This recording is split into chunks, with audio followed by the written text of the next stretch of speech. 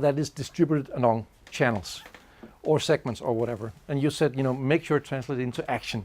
I'm going to try to tell that story with lots and lots of detail. But the reason there is so much detail is that it's really important. If there hadn't been that much detail in what we did, we wouldn't have succeeded.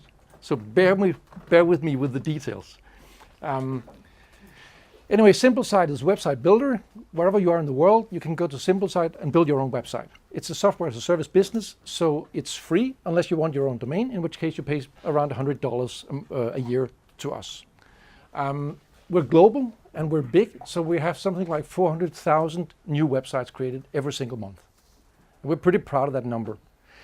At least 1 year ago, we had 400,000 new sites created. And I keep saying that. It's very, very hard to say a lower number, but the number is lower right now. And that's the key point of my story. So this is actually a plot of the number of leads that come into the system, or free users, let's say free users, that come into the system every single month. It's 1 year ago, it was about 400,000. Right now, it's about 200,000. So a drop of 45%. I still haven't gotten used to saying we're a company that makes 200,000 new users a month. I still say 400,000 because it might come back. It's kind of painful, right? So the whole notion of today was to talk about the good and the bad. So were these the good old days? Are those the bad new days? At least from the number of leads, they are. But maybe the number of leads is not the important question to ask. Maybe it's the number of leads that become actual premium subscribers. How many buyers do I get every single month? It looks like this. It's also going downhill. Actually, it's dropped by 25% over that last year. That's kind of painful too. So were those the good old days and these the new bad days? But again, the number of people who buy a product might not be the good proxy for whether you're making good business, just like Peter explained. So I should really look at the business value I'm creating, whatever that is.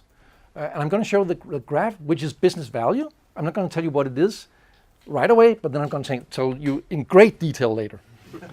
So here's business value. That is going up and to the right.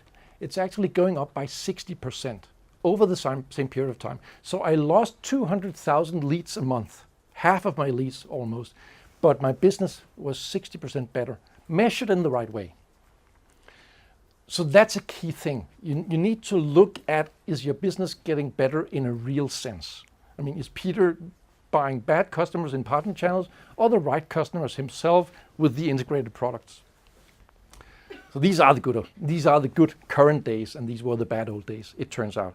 We only realized over that year that this is how it is. So what is business value really?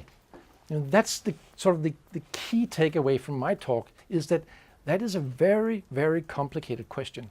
And you need to answer it correctly before you can actually do something about it. So that depends on which company you are. It depends on whether you're venture funded. Then business value is up and to the right of some vanity metric.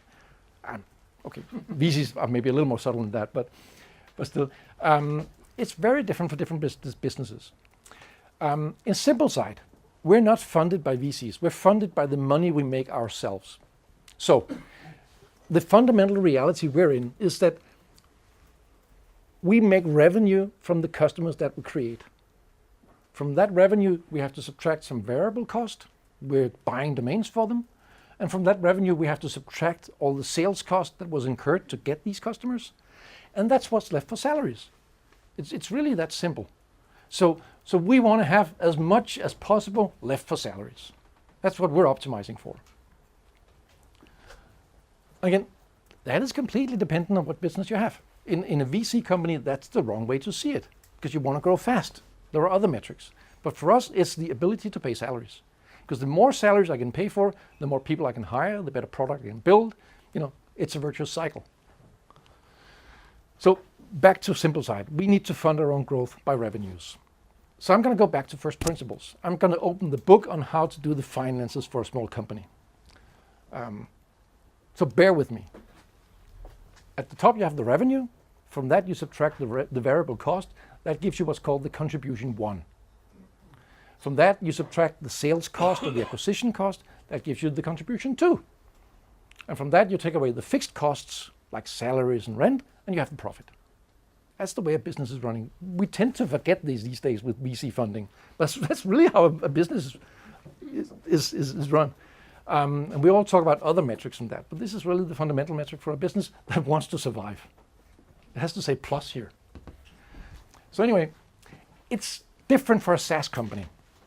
Let me just hide that for a second.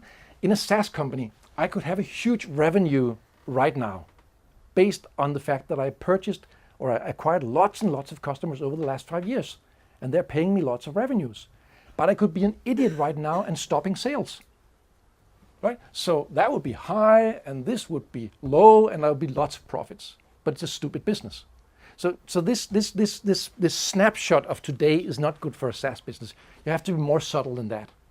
So the way we do it is we're thinking of everything in terms of lifetime and per customer to begin with. So rather than revenue, I'm thinking of a single customer. I'm saying the lifetime revenue I get from that customer. I'm looking at how much variable cost do I have for that one customer. Am I buying him 1 domain or 1.5 domains or 3 domains? That's the variable cost for that customer. That's my contribution, 1 per customer. Then also I spend, 500 kroners or 1,000 kroners or 100 kroners to acquire that customer. If I subtract that, I have the contribution 2 per customer. It's exactly the same thing. I'm just thinking about it per customer over a lifetime. I multiply that by the number of customers I acquired in a given month, and I have the contribution 2 for the entire business in a long-term perspective. I subtract my fixed costs, which is the salaries and the rent. I have the profit in a long-term perspective. So the way we're thinking about the business is we're sort of taking the traditional perspective and thinking about it long-term, per customer. And really what I'm saying is I have to maximize the contribution, the long-term, the future contribution coming in from the customers that I acquire, because that future contribution is what's going to pay the salaries. I know that this is super detailed, and it's probably only true for my business. So the reason I'm doing this in so much detail is basically to demonstrate how much detail you have to go into to measure the right thing. You really have to think about the conditions that your business is living under. So we have one religion. It's maximize long-term contribution to purchased. If we can do that, we're running a good business. And to be more detailed, you need to know the lifetime revenue. And hopefully Peter convinced you that that is a very complicated question. I mean, is it by market or is it by product? And how do you actually know it? Because you basically have to know it per customer or per segment. But what are the right segments? And you have to look at churn, you have to have long data series. It is very, very hard. And very often there is guesswork in it as well. But basically you have to know this if you're a SaaS business that's sort of running. Turns out for us, if we do the segmentation and the cohorts, it only depends on market. If somebody pays me money in Denmark, I know the lifetime of that customer. If they pay me money in Switzerland, I know the lifetime. If it's in Brazil, I know the lifetime. And they're very different. But it doesn't really matter in Denmark whether they came from Facebook or from Google or whether they say they're personal users or business users. It's just the market. That's specifics for SimpleSite, but it's an important thing to know. So once I know your country, I know your value if you buy something from me. So that's the complete lifetime value. Now, on top of that, you take away the variable cost, then you take away the acquisition cost, and you have contribution 2. And contribution 1 is what's left after the variable cost. The variable cost is a simple thing. So essentially, I could have the lifetime revenue, gives me the contribution 1 fairly easily per customer, which is now market dependent. And I have to split the contribution 1 into what did I pay to get the contribution 2, which is my religion. So contribution 1 is something we can basically make a table of. 200 entries, Denmark, Norway, Sweden, Germany, so on. What's the contribution 1 number per customer? We have that table for every single market we're in. And that's a long calculation, and we're redoing it right now because we think maybe it's a little bit wrong. And this is messy. So from contribution 1, you take away the acquisition cost. And what's left is the contribution 2, which we live from. I have a comment here saying that aim for about half of contribution 1 to be spent on acquisition. There's a lot of mathematics in making that argument right, but we believe this is the right way to get the most contribution to, because of reasons of elasticity and other things. But just as a rule of thumb, we think we should spend about half the contribution 1 on acquisition. That's the way we maximize contribution 2. But you don't even have to know that. You just have to maximize contribution 2. So questions later, right? Yeah. You're asking why. So there's something simple here. If I spend all of the contribution 1 on acquisition, there's nothing left. Right? That is stupid. If I spend very little on acquisition, I get very few customers. So again, even though I get a lot of contribution 2 per customer, I get few customers. There's an optimum in between. That's about halfway. Anyway, so you want to know the contribution 1. That's a table of markets. You point to a customer, he sits in that market, you know the contribution 1. You also know that this customer, you paid 200 or 300, 500 kroners. Once you have those two things, you get the contribution 2. You have to know that for every single new customer. So we're doing online marketing. Gives us a number of customers distributed over channels and markets and so on, and we want to know the contribution 2. So this is where it also gets complicated to actually execute, not just to analyze. Because there are banners sitting on Google in every single market with different messaging, different search types, the broad match, the exact match, the whatever match. And we basically have to know every single click. How much did we pay for the click? And did that customer become a paying customer? If he became a paying customer, I know the DB1 or the contribution 1. I know about how much I paid for the click. So I have to match data from the acquisition channel, from Google or Bing or Facebook. I have to match it up to what actually happened in the database. So then I can calculate how much contribution 2 I got in total. But I also want to know it in detail.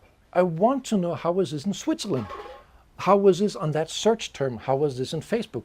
Because otherwise I might see that my contribution 2 is too low, but I don't know where to do something about it. So we want to map all of this out in detail on all channels in all markets. So, and basically having that religion, calculating that number every single month, optimizing, pushing it up and up and up and up is what led to that curve going up by 60%. Just to show you that this never becomes elegant. This is the Excel sheet that the guys in marketing are looking at every single day. This is the last 30 days performance on Google search engine marketing per market, and you see lots and lots and lots of columns. There's a DB1 in there, there's a DB2 in there, the contribution 2 is in there, various other helping parameters. It's really messy, but it's what got the result. So basically, to round it up, if you think of this as a recipe, first of all, really, really know what you optimize for. That comes back to your ask the right question. Make sure you get the base knowledge right. There's some fundamental data which is critical to you. It could be a viral coefficient, could be a churn, could be a lifetime. Then find a way to measure this in bloody detail on a daily basis, so that you can plot a graph and you can explode it into all kinds of detail so that you know where the weak spots are and you can remove them. And then optimize religiously using that feedback.